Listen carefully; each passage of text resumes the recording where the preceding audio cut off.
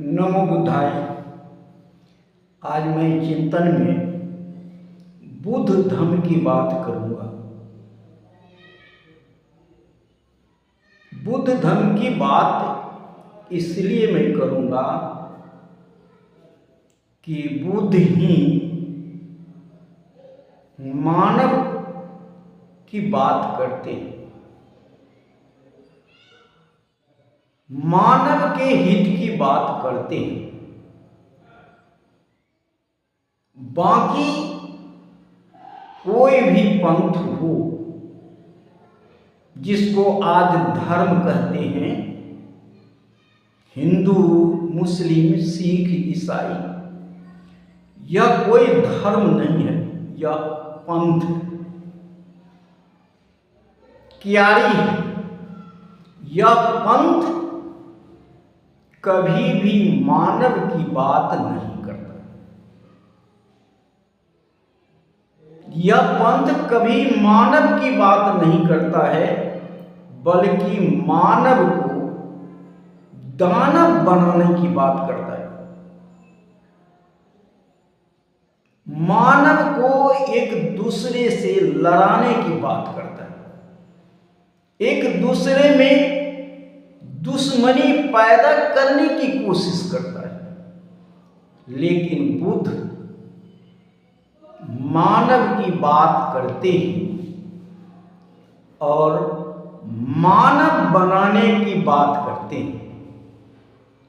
मानव तब बनेगा जब उसमें मानवता आएगी।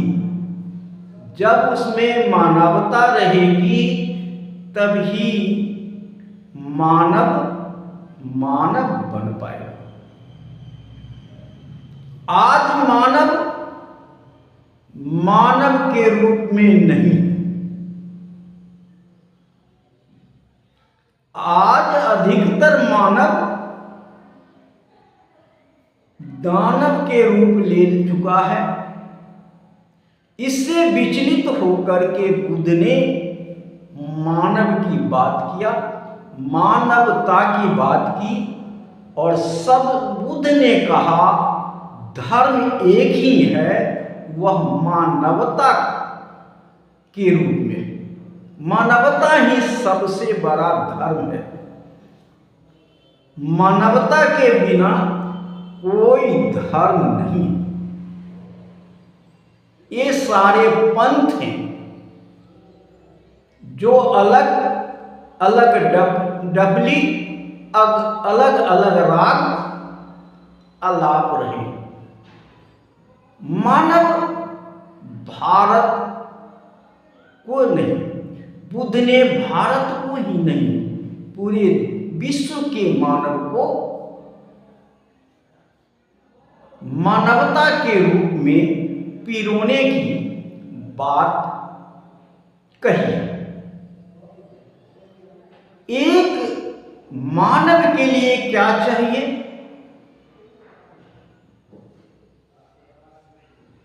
आत्मविश्वास।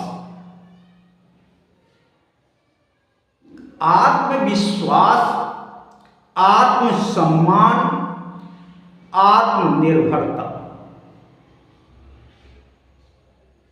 मानव तभी है जब उसमें आत्म विश्वास, आत्म निर्भरता, आत्मसम्मान है, तब वह मानव है। और यह तीनों के लिए मानव को मानव बनना पड़ेगा। आत्मसम्मान, आत्मविश्वास और आत्मनिर्भरता तीनों तब आएगी जब मानव के रूप में होगा, मानव बनेगा। इसी मानव बनने के लिए बुद्ध ने मार्ग खोजा है। मानव को दुख के लिए बुद्ध ने मार्ग खोजा है। बुद्ध कहते हैं मैं कोई भगवान नहीं, मुझे पूजा करने की कोई जरूरत नहीं है। मैं जो रास्ता बता रहा हूं वह रास्ता अच्छा लगे तो उस रास्ते पे चलना। बुद्ध ने यह भी कहा कि जिस दिन आपके दिलो दिमागों से ईश्वर और आत्मा दोनों हट जाएगी, उसी दिन मानव ईश्वर बन जाएगा। मानव ईश्वर बन जाएगा। मानव ही ईश्वर है, लेकिन मानव ईश्वर को बाहर ढूंढ रहा है।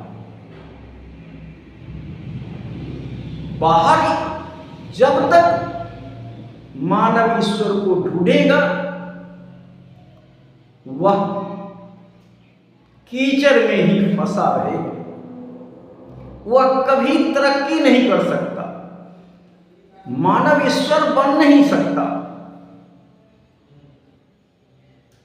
और जिस दिन मानव अपने अंदर ईश्वर की तलाश करेगा, अपने दीपक खुद बनेगा, मानव आत्मनिर्भर खुद बनेगा, उसी दिन मानव ईश्वर का रूप ले लेगा। आज पृथ्वी पर ईश्वर का दिया हुआ कुछ नहीं है। ईश्वर का दिया हुआ कुछ नहीं है, और पृथ्वी पर जो परिवर्तन हो रहा है वह मानव ही कर रहा है।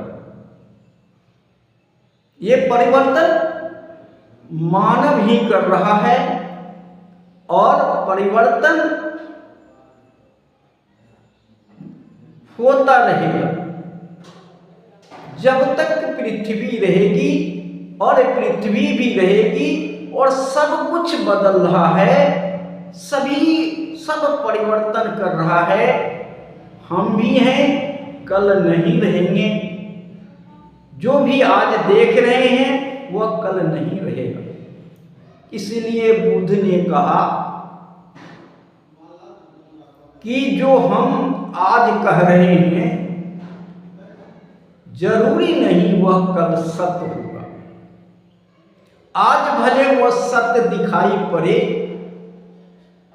लेकिन वह परिवर्तन के युग में आगे यह सत्य रहेगा, इस पर संशय।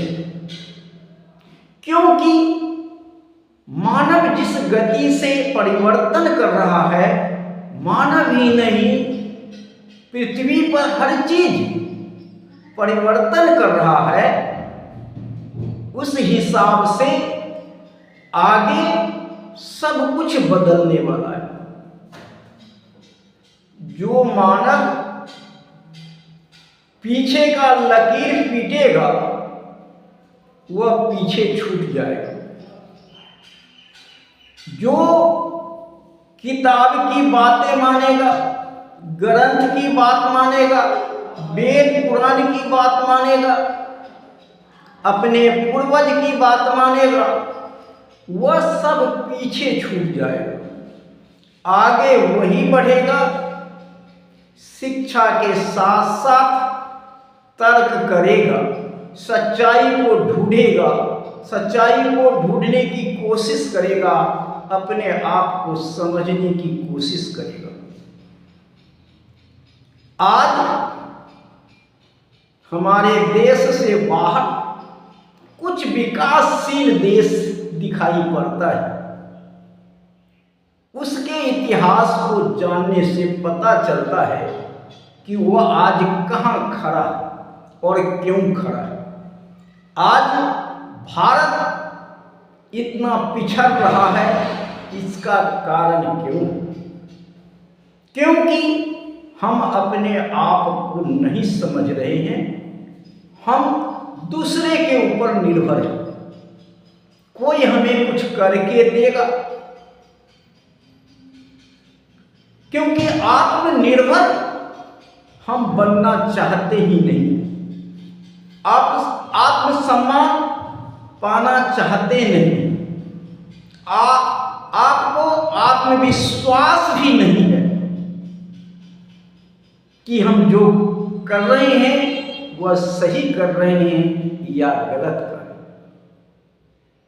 इसके लिए बुद्ध ने कहा, मानव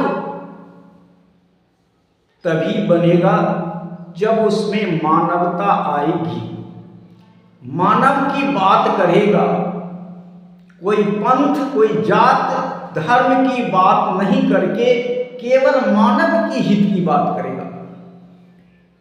मानव का हित की बात करने का मतलब है कि हम अपने जैसा मुसलमान को ही समझेंगे, सिख को समझेंगे, ईसाई को समझेंगे, अपने पड़ोसी को समझेंगे, सभी को अपने ही जैसा समझेंगे, तभी मानवता की बात आती है। सबके प्रति करुणा, मैत्री, प्रेम, भाईचारा की बात एक मानव करेगा, तभी उसमें मानवता की रूप देखा जाए। और आज ऐसा करने वाला कितने लोग? बहुत कम लोग हैं जो मानव की बात करने वाले। तो बुद्ध ने मानवता के लिए उन्होंने कुछ बातें बताई। उन्होंने कहा, त्रिशरण पाठ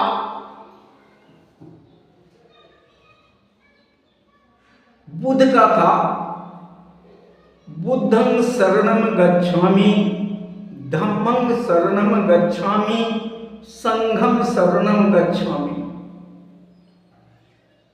बुद्धि के शरण में जाइए, तर्क के रास्ते पे आइए और साथ साथ चलिए।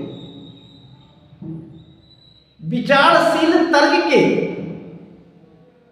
द्वारा ही आपका मानवता का द्वार खुलेगा। जब तक आप शिक्षा, बुद्धि और ज्ञान के तरफ नहीं जाएंगे और तर्क नहीं करेंगे, विमर्श नहीं करेंगे, विचार नहीं करेंगे, आपको जानने का प्रयास नहीं करेंगे, अगर मान लेंगे तो फिर आप ठहर जाएंगे। आपको ठहरना नहीं है तो तर्क करना पड़ेगा, विचार करना पड़ेगा, चिंतन करना पड़ेगा, फिर उसके बाद साथ साथ चलना पड़ेगा, सबके साथ चलना पड़ेगा। आज मानव ऐसा नहीं कर रहा। एक तो शिक्षा के तरफ नहीं जा रहा है, दूसरी बात तर्कशील विचार के तरफ नहीं जा रहा है, और साथ साथ भी चलने की कोशिश नहीं कर रहा है। ऐसा क्यों? क्योंकि एक हिंदू है, एक मुसलमान है, एक सिख है, एक ईसाई, सब अलग अलग क्यारी में बटा हुआ है और सभी इसी निगाहें से एक दूसरे को देख रहा है। बुद्ध कहते हैं, मानव बनो, मानव के रूप में सबको देखो, अपने तरह सबको समझो। मानव बनने के लिए बुद्ध ने पंचशील मार्ग दिया। मानव बनने के लिए बुद्ध का पंचशील मार्ग है, जिसमें उन्होंने कहा हिंसा नहीं करना है, चोरी नहीं करना है, झूठ नहीं बोलना है, व्यभिचार नहीं करना है और किसी प्रकार की कच्ची पक्की शराब दारू नशा की सेवन नहीं करना है और जो शुद्ध भोजन नहीं हो उसे ग्रहण नहीं करना। भोजन भी शुद्ध हो। कहा जाता है जैसा खाए अन्न वैसा रहे मन। तो जैसा आप अन्न खाएंगे मन आपको वैसा ही होगा। अगर अन्न भोजन गलत करेंगे, नशा करेंगे तो आप में ये तीनों आगे की बुराइयां जरूर आएंगी। वह चोरी भी करेगा, झूठ भी बोलेगा, व्यभिचार करेगा और हिंसा तो करेगा ही करेगा। इसलिए बुद्ध के ये पंचशील मार्ग जो है मानव को मानव बनाने के लिए। आज ऐसा कितने लोग कर रहे हैं। क्या जरूरत नहीं है? आपको मानव नहीं बनना है? आपको आत्मसम्मान नहीं चाहिए? आत्मविश्वास नहीं चाहिए? आत्मनिर्भरता नहीं चाहिए? अगर ये तीनों चाहिए तो आपको मानव बनना पड़ेगा। और मानव जिस दिन बन गए उस दिन आप ईश्वर को नहीं खोजेंगे, ईश्वर को नहीं खोजेंगे, आत्मा को नहीं खोजेंगे, क्योंकि बुद्ध ने दोनों को नकारने का काम किया। खुद व खुद आपो दीपो भव। आप अपने आप को दीपक बन जाएंगे, प्रकाश बन जाएंगे। ज्ञान का वह भंडार होगा जिसके अंदर में हजारों दीपक जलेंगे और यह देश फिर सोना का चिड़िया बनेगी। इसके लिए मानवता सबसे बड़ी बहुत जरूरी है। लेकिन आज मानवता के रक्षा करने के लिए ही